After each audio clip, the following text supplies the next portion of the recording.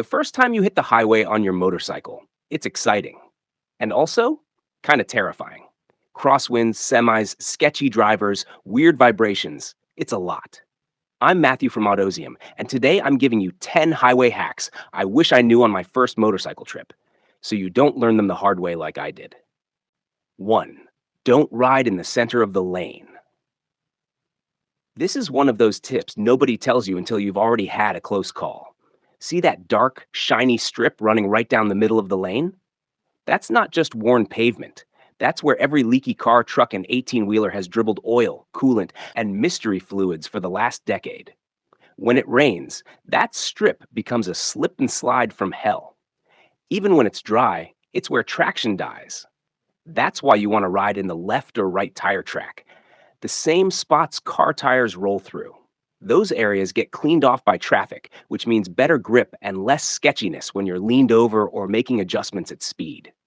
It's a simple shift, just 2 feet left or right, but it gives you more traction, that better visibility, and a cleaner line through whatever the highway throws at you. And if it starts raining, you definitely don't want to be in that greasy center. So next time you hit the highway, glance down. If that middle looks slick or shiny, trust your instincts. Move over and ride smart. 2. Look farther ahead than you think you should. This one's huge. When you're new to highway riding, it's easy to fixate on the car or truck directly in front of you. Your eyes lock in, your brain narrows down, and suddenly you're only reacting to the vehicle 10 feet ahead. Until something happens, 3 cars up, and you have zero time to respond. Don't ride like that. Train yourself to scan 2 or 3 vehicles ahead. Watch for brake lights before they hit the car in front of you. Look at the flow of traffic beyond your immediate bubble. Is a semi drifting across lanes? Are taillights stacking up in the distance? Is someone on the shoulder with a door halfway open? Your eyes are your early warning system. And on the highway, anticipation is everything. If you're only reacting, you're already late. It takes practice, especially when things are moving fast, but once you build that muscle, you'll ride smoother, safer, and a lot more confidently. Don't stare. Scan. Read the road like a chessboard. 3. Always have an escape route. Here's a mindset shift that can literally save your life. Never ride without knowing where you'd go right now if something went wrong. A car slams the brakes, a truck swerves, debris falls from the bed of a pickup. What's your move? Are you going left? Right?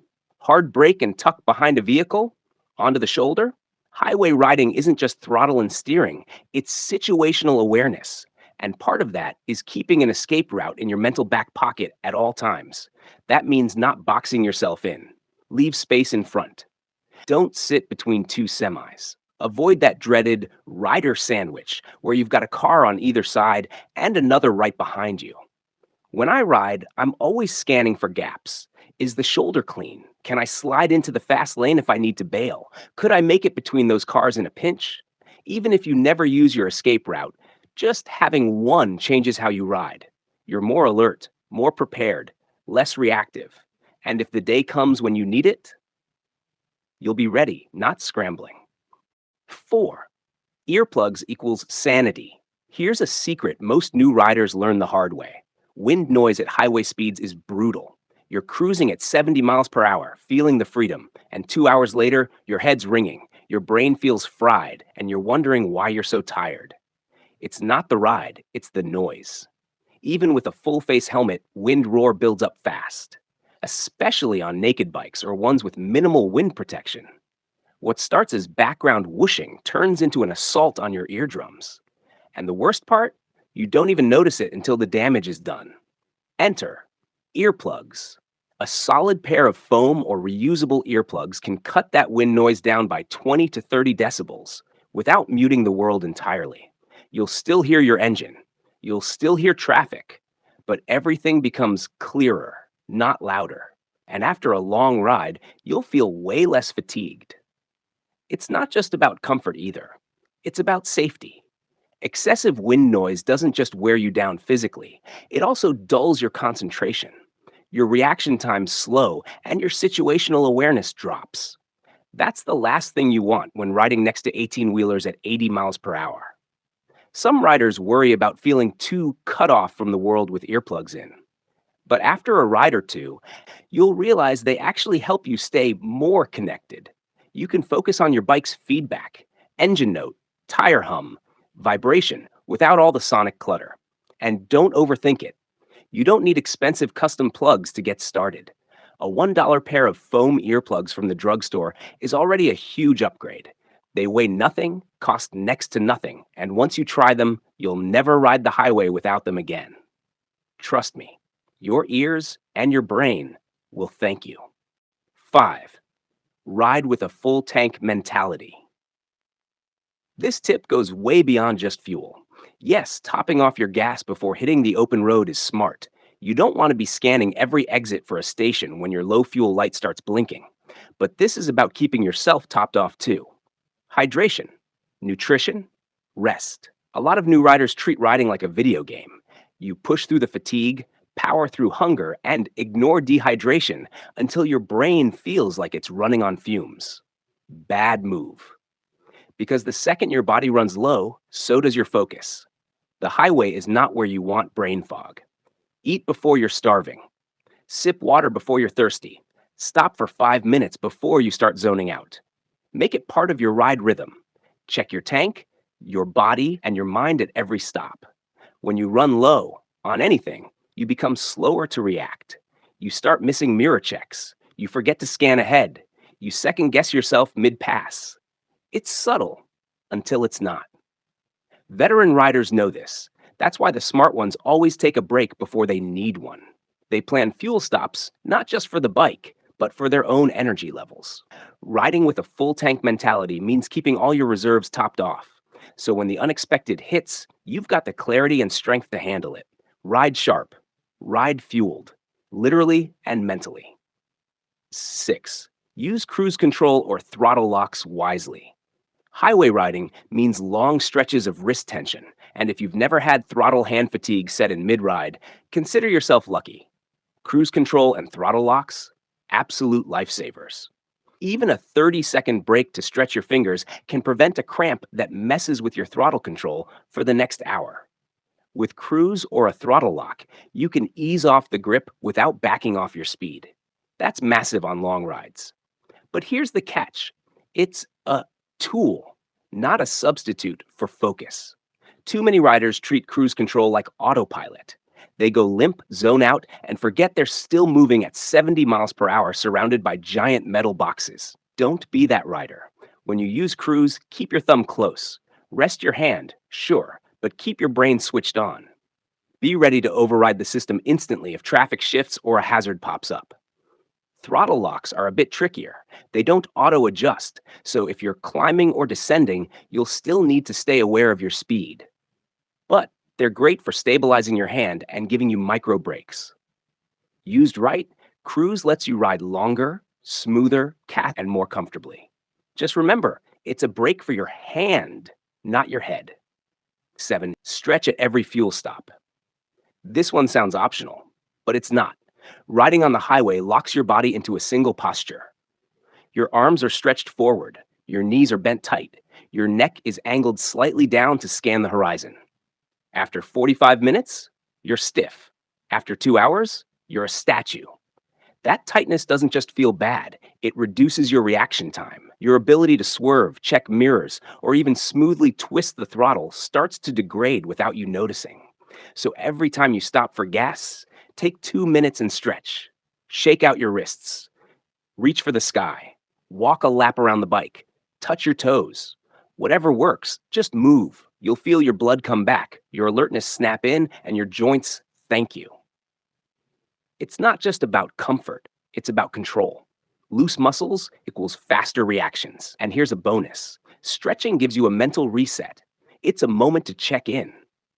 How am I feeling? Still sharp? Need water? Is it time to call it for the day? Ignore your body long enough and it will let you down, usually at the worst moment.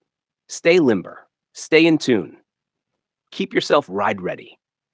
8. Stay in the fast lane with a plan. Most riders are told to avoid the fast lane. And sure, if you're a brand new beginner, sticking to the right lanes might feel safer. But the left lane, the passing lane, is where you get control. Why? Fewer exits, fewer merging vehicles, better visibility, and usually better pavement. You're less likely to get boxed in. You're not dealing with minivans suddenly diving for an off ramp, and you've got the whole road in front of you instead of riding sandwiched between tailgaters and semis. That said, don't live there. The fast lane is a tool, not a lifestyle. Use it to pass. Use it to control your pace. Use it to stay visible when traffic is heavy. But once you're done, move over and reset. Riding like a left lane zombie just annoys other drivers and invites risky passes from people who don't understand how blind spots work. And don't assume the fast lane is always the best lane. Read the traffic. Use the left lane when it benefits you, but always have a plan to exit it when it doesn't. Think of it like a freeway throttle, sometimes wide open, sometimes easing off. Own your lane, but be ready to adapt. 9. Assume everyone is drifting into your lane. If there's one mindset that'll keep you alive on the highway, it's this: pretend you're invisible. Because to most drivers, you are. They're sipping coffee, changing playlists, wrangling kids, fiddling with nav systems, and the last thing they're scanning for is a motorcycle in their blind spot. That's why you never assume they see you. You assume they're already drifting into your lane, because sometimes they are. You've probably felt it. You're cruising in your lane, and the car next to you starts inching over. No signal, no warning, just a casual merge like you don't exist. So, how do you protect yourself? Positioning. Stay where you can see their face in their side mirror. If you can see their eyes, there's a better chance they can see you. Avoid riding in that no man's land between mirrors and peripheral vision. Second, space. Don't hang out directly beside other vehicles, especially SUVs and semis. If you're stuck there in traffic, either slow down and give space or speed up and get ahead safely. And third, read the car, not just the lane. Look at their tires, not just their body. Tires twitch before a car shifts lanes. Brake lights flicker before people make bad decisions. The more you watch, the more you'll predict, and the more you'll avoid being part of someone else's mistake. Ride like they're already drifting into you, because when they do, you'll be ready, not surprised. 10. Your mirrors aren't enough. Mirrors are helpful, but they're not infallible, and they're definitely not 360-degree radar. If you're changing lanes, don't just check your mirrors. Do a head check every time, because that mirror might miss a motorcycle, or a fast-moving car, or even a weaving semi that's coming up quicker than you realize. It's one of those simple habits that pays off massively. A quick glance over your shoulder, left or right depending on your move, can be the difference between a clean merge and a close call. Here's the thing: your mirrors give you some of the picture, but they have blind spots, and motorcycles, being smaller than cars, disappear in them way too easily. A lot of riders skip the head check because they think it's awkward or unnecessary, or they're too focused on throttle and lean angle to worry about it. Don't be that rider. Even when using your mirrors correctly, a 1-second glance over your shoulder builds a full picture. It confirms what your brain thinks it saw, and it eliminates doubt. Make it a habit. Every lane change, every merge, every exit. It takes practice, sure, but after a few rides, it becomes second nature, just like signaling or downshifting. The street doesn't forgive assumptions. Always verify. Mirrors are a tool, but your head, that's your safety system.